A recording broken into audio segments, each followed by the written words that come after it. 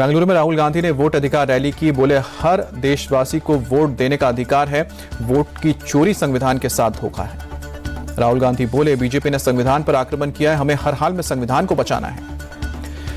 बेंगलुरु में राहुल बोले, कल मैंने साबित किया वोटों की चोरी हुई है। जांच पड़ताल से सच सामने आया है। एक ही पत्ते पर कई वोटर जुड़े हैं, एक वोटर कई बार वोट दे रहा है। राहुल गांधी ने बीजेपी पर निशाना साधा। बोले, ईसी और बीजेपी ने लोकसभा चुनाव कराया है। 1 लाख वोट इन्होंने चुराए हैं। जहां नए वोटर जुड़े वहां बीजेपी जीती। वोटर लिस्ट विवाद के बीच राहुल गांधी का बड़ा आरोप। बोले कि चुनाव आयोग ने वेबसाइट बंद की। हमारे खुलासे के बाद ईसी ने बिहार राजस्थान की वेबसाइट बंद की। राहुल गांधी के आरोपों पर बीजेपी का पलटवार। प्रदीप भंडारी बोले, वो हार का ठीकरा चुनाव आयोग पर फोड़ रहे हैं। उनके दावे ने एसआईआर का समर्थन किया। राहुल लिखित हलफनामा देकर जवाब दें। बीजेपी बोली, राहुल का झूठ जनता के सामने आया है। वो लोकतंत्र में विश्वास की भावना पैदा कर रहे हैं। उन्हें देश से माफी मांगनी चाहिए। चुनाव आयोग पर प्रियंका गांधी का अटैक। बोली कि यह साफ है कि गड़बड़ हुई है, गलती है, जो उसकी जांच की जाए। हलफनामा मांगने का क्या मतलब? प्रियंका गांधी बोली, गड़बड़ी की जांच क्यों नहीं करा रहा है चुनाव आयोग? विपक्ष की जांच होती है तो वोट चोरी क्यों नहीं? संजय राउत ने भी चुनाव आयोग पर निशाना साधा। बोले कि राहुल गांधी से एफिडेविट मांगने का क्या मतलब है? उन्होंने सारा डेटा ईसी की वेबसाइट से लिया है। राउत बोले, चुनाव आयोग पीएम मोदी और अमित शाह से हलफनामा ले। मोदी शाह बताए, हमने वोट चोरी नहीं की। केंद्रीय मंत्री प्रहलाद जोशी ने कहा कि राहुल गांधी को गंभीरता से लेने की जरूरत नहीं है। जहां कांग्रेस जीतती है वहां चुनाव आयोग के कई ईवीएम अच्छे होते हैं। सीईसी की नियुक्ति पर प्रहलाद जोशी ने कांग्रेस पर निशाना साधा। कहा कि पहले पीएम अपने हिसाब से मुख्य चुनाव आयुक्त को नियुक्त करते थे। आज विपक्ष के नेता 3 सदस्यीय पैनल का हिस्सा हैं। राहुल गांधी के दावे पर बड़ा खुलासा। वोटर आदित्य श्रीवास्तव ने इंडिया टीवी से बातचीत की। बोले कि राहुल गांधी को डिटेल शेयर नहीं करनी चाहिए थी। संसद परिसर में विपक्ष का प्रदर्शन। एसआईआर के मुद्दे पर सरकार को घेरा। जमकर की नारेबाजी। प्रियंका गांधी भी प्रोटेस्ट में शामिल। बिहार में हुए एसआईआर पर अभी तक किसी भी राजनीतिक दल ने नहीं जताई आपत्ति। चुनाव आयोग ने कहा, अभी तक किसी भी पार्टी ने एक भी दावा या आपत्ति नहीं की। बिहार में नेता प्रतिपक्ष तेजस्वी यादव चुनाव आयोग के किसी नोटिस से इनकार करते नजर आए। कहा कि पटना रजिस्ट्रेशन विभाग की ओर से नोटिस मिला, जिसका जवाब दिया जाएगा। तेजस्वी यादव ने चुनाव आयोग पर निशाना साधते हुए कहा कि एक ही जगह वोट डालने का दावा किया। कहा कि अगर 2 एपिक नंबर जारी हुए तो गलती किसकी है? चुनाव आयोग ने तेजस्वी यादव से एपिक नंबर की डिटेल मांगी है। नोटिस भेजकर 8 अगस्त तक दूसरी वोटर आईडी जमा करने का अल्टीमेटम। बिहार में महागठबंधन 17 अगस्त से वोट अधिकार यात्रा की शुरुआत करेगा। 30 अगस्त को राहुल और तेजस्वी की मौजूदगी में पटना में ज्वाइंट रैली करके यात्रा का होगा समापन। बिहार के सीतामढ़ी में आज केंद्रीय गृह मंत्री अमित शाह करेंगे भव्य जानकी मंदिर का भूमि पूजन। सीएम नीतीश कुमार और कई केंद्रीय मंत्री मौजूद रहेंगे। अमित शाह माता सीता की जन्मस्थली पुनौरा धाम में करेंगे विकास योजना का शिलान्यास। सीतामढ़ी से दिल्ली के लिए अमृत भारत ट्रेन की भी शुभारंभ करेंगे। केंद्रीय मंत्री चिराग पासवान ने जानकी मंदिर भूमि पूजन को लेकर जताई खुशी। कहा कि हमारा सपना पूरा हुआ। बिहार में रिलीजियस टूरिज्म की अपार संभावनाएं। उत्तरकाशी में युद्ध स्तर पर रेस्क्यू ऑपरेशन। अब तक 600 से ज्यादा लोगों को सुरक्षित निकाला गया। रेस्क्यू ऑपरेशन में चिनूक और मी-17 हेलीकॉप्टर का भी इस्तेमाल। धराली हर्षिल तक सड़क रूट खोलने की कोशिश तेज। गंगवानी में टूटा पुल बनाने का काम भी शुरू। धराली में हेलीकॉप्टर से लोगों को किया जा रहा है रेस्क्यू। एनडीआरएफ, एसडीआरएफ और आईटीबीपी की टीम राहत और बचाव के काम में लगी। उत्तराखंड के गंगनानी में बीआरओ बना रही है वेली ब्रिज। 5 तारीख को आए सैलाब में टूट गया था। गंगनानी का पुल ब्रिज बनाने का काम शुरू हो चुका है। 48 घंटे में चालू होगा। उत्तरकाशी में सीएम पुष्कर सिंह धामी ने बैठक की। धराली में जारी रेस्क्यू अभियान की समीक्षा। एनडीआरएफ, आईटीबीपी के डीजी, उत्तराखंड डीजीपी समेत कई अधिकारी मौजूद रहे। पुष्कर सिंह धामी ने अपनी 1 महीने की सैलरी आपदा प्रभावित लोगों के लिए डोनेट की। आपदा राहत कोष में जमा करवाई सैलरी। उत्तराखंड के पीपल कोटी में सड़क पर भरभरा कर गिरा पहाड़ का मलबा। लैंडस्लाइड होते ही मची अफरा तफरी। लोग गाड़ियों से जान बचाकर भागे। मलबा गिरने से ट्रैफिक रोका गया। वाराणसी में खतरे के निशान के पार गंगा नदी। लगातार जलस्तर बढ़ने से निचले इलाकों में बाढ़ के हालात। 80 समेत काशी के तमाम घाट डूबे। वाराणसी के रिहायशी इलाकों में भी भरा पानी। सड़कों पर जल जमाव से आवाजाही हुई मुश्किल। शहर के कई इलाके डूबे। यूपी के चंदौली में गंगा नदी का बड़ा जलस्तर। कई इलाकों में बाढ़ के हालात। रिहायशी इलाकों में भरा पानी। चंदौली में बाढ़ से लोगों को पलायन किया। पशुओं और जरूरी सामान को लेकर लोग ऊंचे जगहों तक पहुंचे। अस्थायी आशियाना बनाया। मुरादाबाद में भारी बारिश के बाद रामगंगा नदी का जलस्तर बढ़ा। खतरे के निशान से ऊपर बह रही है। अयोध्या में भारी बारिश के बाद सरयू नदी का जलस्तर बढ़ा। खतरे के निशान से ऊपर बह रही है। घाटों पर प्रशासन ने लगाए हैं चेतावनी के बोर्ड। लखनऊ में आज 8वीं कक्षा तक के स्कूल बंद। भारी बारिश के चलते प्रशासन का फैसला। भारत पर 50% टैरिफ पर अड़े हैं अमेरिकी राष्ट्रपति डोनाल्ड ट्रंप। कहा कि जब तक भारत पर लगाए 50% टैरिफ का मुद्दा हल नहीं हो जाता है, कोई व्यापारिक बातचीत नहीं होगी। अमेरिकी टैरिफ पर पीएम मोदी का ट्रंप को करारा जवाब, कहा कि किसानों के हित के साथ कोई समझौता नहीं, चाहे मुझे इसकी व्यक्तिगत कीमत क्यों न चुकानी पड़े। पीएम मोदी ने कहा कि भारत के लिए किसानों का हित सर्वोपरि है। किसानों, मछुआरों और डेयरी क्षेत्र से जुड़े लोगों के हितों के साथ कभी समझौता नहीं होगा। अमेरिकी टैरिफ के खिलाफ भारत के साथ खड़ा हुआ ब्राजील राष्ट्रपति लूला ने पीएम मोदी से 1 घंटे की फोन पर बात की। ट्रंप के टैरिफ को बताया एक तरफा और गलत। राष्ट्रपति लूला ने पीएम मोदी के साथ ट्रेड, डिफेंस, एनर्जी में मजबूत सहयोग की चर्चा की। कहा कि ट्रंप के टैरिफ से सबसे ज्यादा प्रभावित भारत और ब्राजील के लोग।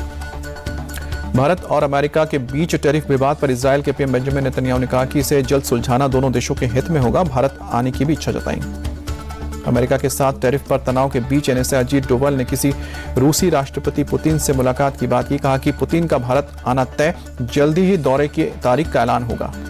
एनएसए अजीत डोभाल ने रूसी security council secretary Sergei Shoigu से भी डेलीगेशन लेवल पर बैठक की। दोनों देशों के बीच स्ट्रैटेजिक पार्टनरशिप को लेकर मजबूत करने पर चर्चा। अजीत डोभाल ने रूस के साथ भारत के संबंधों को बताया ऐतिहासिक। Defence, energy, chemical and fertiliser sector में भी सहयोग बढ़ाने पर चर्चा हुई। सर्गेई शोइगु ने अमेरिका का नाम लिए बिना कहा कि रूस और भारत एक मल्टीपोलर वर्ल्ड ऑर्डर बनाने के लिए मिलकर काम कर रहे हैं। अमेरिका के 50% टैरिफ पर शशि थरूर का बयान, बोले भारत को गंभीरता से सोचने की जरूरत, भारत को अपने हितों की रक्षा करनी ही होगी। वाराणसी के एमपी एमएलए कोर्ट ने स्वामी प्रसाद मौर्य के खिलाफ केस दर्ज करने का दिया आदेश। 2023 में तुलसीदास और रामचरितमानस पर विवादित टिप्पणी के मामले में कोर्ट ने ऑर्डर दिया। याचिकाकर्ता अशोक कुमार जाटव ने कोर्ट के फैसले पर जताई खुशी। कहा कि लंबी लड़ाई के बाद मिली सफलता, हमारी आस्था का अपमान करने वाले को जाना पड़ेगा जेल। कथावाचक अनिरुद्ध आचार्य के खिलाफ मथुरा में चेतावनी सभा का आयोजन। महिलाओं पर दिए आपत्तिजनक बयान को लेकर संत समाज और महिलाओं में नाराजगी। अनिरुद्ध आचार्य के खिलाफ एफआईआर की काम।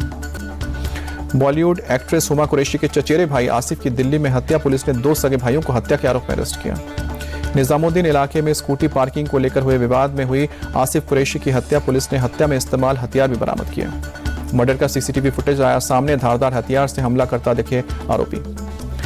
दिल्ली मर्डर केस को लेकर आप का बड़ा आरोप। सौरभ भारद्वाज बोले, दिल्ली में मर्डर, लूटपाट, दरिंदगी लगातार बढ़ रही है, कोई सुरक्षित नहीं है।